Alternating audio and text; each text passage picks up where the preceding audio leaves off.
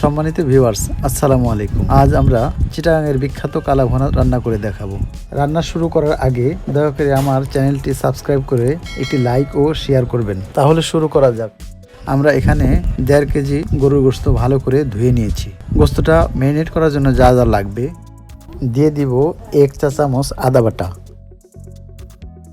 1 চা চামচ রসুন বাটা, স্বাদ মতো লবণ, হাফ চা চামচ হলুদ, 1 চা চামচ শুকনা মরিচের গুঁড়া, 1 কাপ পেঁয়াজ বেরেস্তা দিয়ে সব কিছু ভালোভাবে মিশিয়ে নেব।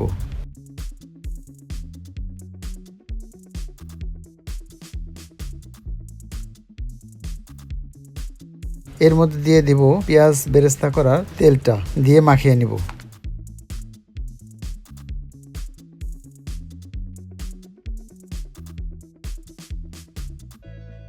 এই পর্যায়ে একটি প্রেসার কুকারের সাহায্যে গোশতগুলো সেদ্ধ করে নেব। সেই সাথে পরিমাণ মতো পানি দিয়ে চুলায় বসিয়ে দেব।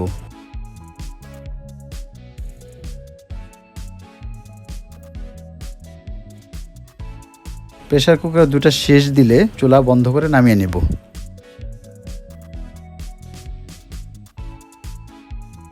একটি কড়াইতে হাফ কাপ পরিমাণ সরিষার তেল দিয়ে দিব।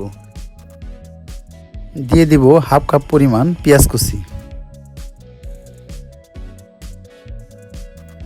পেঁয়াজটা একটু ভাজা হলে দিয়ে দিব 1.5 চা চামচ পরিমাণ আদা, 1.5 চা চামচ পরিমাণ রসুন বাটা,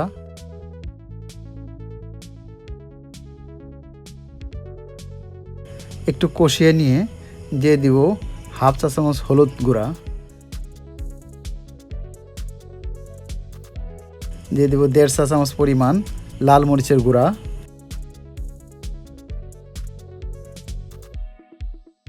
1 চামচ ধনে গুঁড়া। মশলা লেগে আসলে সামান্য পরিমাণ পানি দিয়ে কষিয়ে নেব।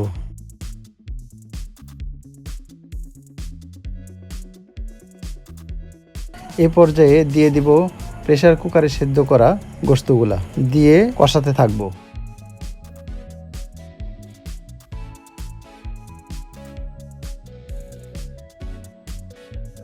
এ পর্যায়ে দিয়ে দিব 1 চা চামচ পরিমাণ লেবুর রস। কষানোর মাঝে মাঝে পানি দিয়ে দিব যেন লেগে না যায়। একটু সময় দিয়ে রান্না করতে হবে। এখন আমরা দিয়ে দিব আমার নিজের তৈরি একটি স্পেশাল মশলা। এখানে 17 রকমের মশলার সমন্বয়ে এটা তৈরি করা হয়েছে। এখানে আমরা 4-5 চামচ দিয়ে দিব।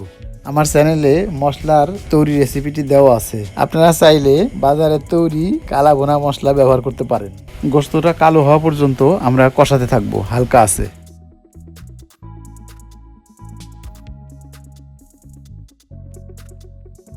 হয়ে গেছে আমাদের প্রায় কালা ভুনা রান্না।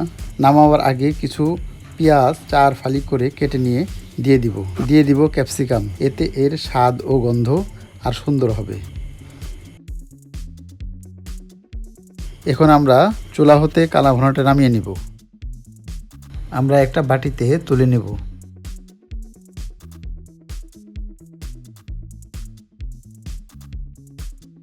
রান্নাটি যদি আপনাদের ভালো লাগে তাহলে সাবস্ক্রাইব করে লাইক ও শেয়ার দিবেন।